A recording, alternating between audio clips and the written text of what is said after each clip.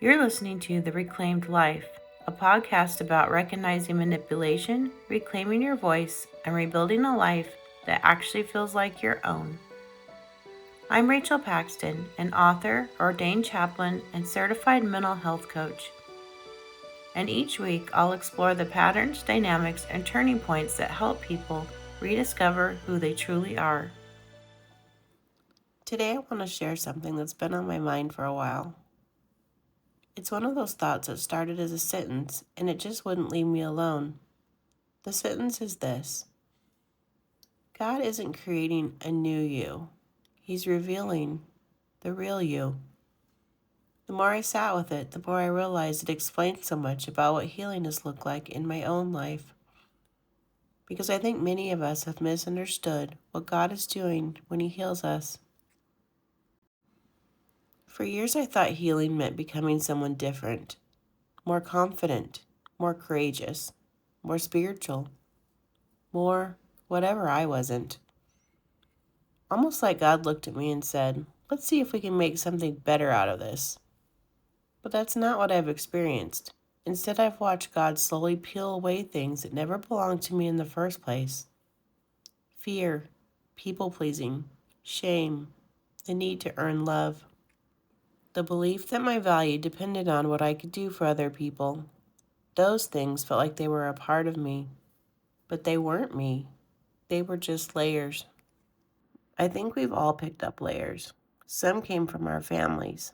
Some came from church. Some came from trauma. Some came from rejection. Some came from years of trying to survive. When you're a child, you don't wake up one morning and decide, I think today I'll become a people pleaser. You learn that keeping people happy keeps you safe. You don't decide to become invisible. You learn that being noticed comes with consequences. You don't decide to become the rescuer. You learn that your worth comes from fixing other people's problems. Those patterns become so familiar that eventually we stop calling them survival. We start calling them personality. That's why healing can feel so confusing, because sometimes what we're losing is what we've always mistaken to be ourselves. Have you ever noticed someone say, I don't even know who I am anymore? Maybe that's because the version they've always known was built around survival. And when God begins healing us, those layers start falling away. One of the biggest lies we believe is that our wounds define us. They don't. They're part of our story, but they're not our identity. Neither are our failures, or our accomplishments, or the labels people have given us, or the roles we spent decades playing. These things may describe what we've lived through, but they don't tell us who we are. Psalm 139 says that God knit us together in our mother's womb, before anyone had expectations of us, before anyone criticized us, before anyone manipulated us, before we learned how to perform. God already knew us. Think about that. Before anyone else had an opinion, God had a design. That changes everything. Because if God knew who you were before the world started telling you who to be, then maybe healing isn't about inventing an identity. Maybe it's about returning to the one who gave you one. I also think about Genesis. The Bible says we're created in the image of God. That image isn't erased because we've been hurt. It's obscured. Think about an old painting hanging in a museum. Over hundreds of years, dirt and smoke and yellowed varnish collect on the surface. Eventually, people forget how vibrant the original colors were. When an art restorer begins working on the painting, they don't create something new. They carefully remove everything covering the masterpiece. The painting was always there. It just couldn't be seen clearly. I wonder if healing is more like that than we realize. God isn't painting over your life. He's restoring what He created. That also explains why healing isn't always comfortable. Every layer God removes is something we've depended on.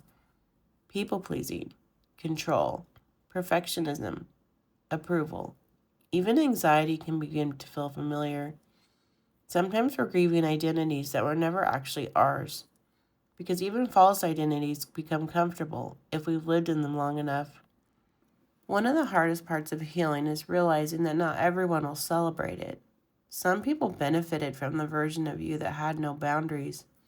Some people preferred the version of you that apologized for everything, the version that never said no, the version that carried everyone else's emotional weight. When those layers begin falling away, people sometimes think you've changed. Maybe you have, but not in the way they think. You're not becoming someone else. You're becoming more honest about who God created you to be. I think we spend so much of our lives asking, "Who am I?" Maybe that's the wrong question. Maybe the better question is, what's been covering the person God created? Because identity isn't something we manufacture. It's something God patiently reveals as He removes everything that never belonged. So if you're in a season where you feel like everything's changing, maybe your relationships feel different. Maybe your priorities have shifted. Maybe you're questioning beliefs you've carried for years. Maybe you don't even recognize yourself. Don't be too quick to assume you're losing yourself. You might actually be uncovering the person God has been calling you back to all along. I want to leave you with this. The goal of healing isn't to reinvent yourself. It's to stop living from identities God never gave you. Fear didn't name you. Shame didn't create you. Your wounds don't define you. Your past doesn't get the final word. God does. And maybe that's what reclaiming your life has always been about. Not becoming someone new, but allowing God to reveal the person He created before fear, shame, trauma, and survival convinced you that you had to be someone else. Thanks for joining me today. Until next time, keep proclaiming the life God created you to live. Thank you for listening to The Reclaimed Life. If something in this episode resonated with you, you're not alone. Many people are beginning to recognize unhealthy patterns in relationships, systems, and environments, and discovering that reclaiming their voice is possible.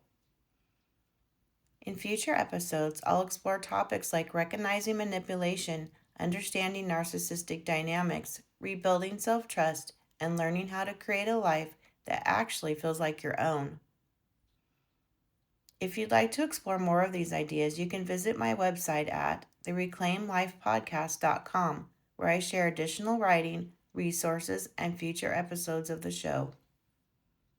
Until next time, take a moment to listen to your intuition, trust what you're beginning to see, and remember that reclaiming your life often begins with one honest question. This is The Reclaimed Life.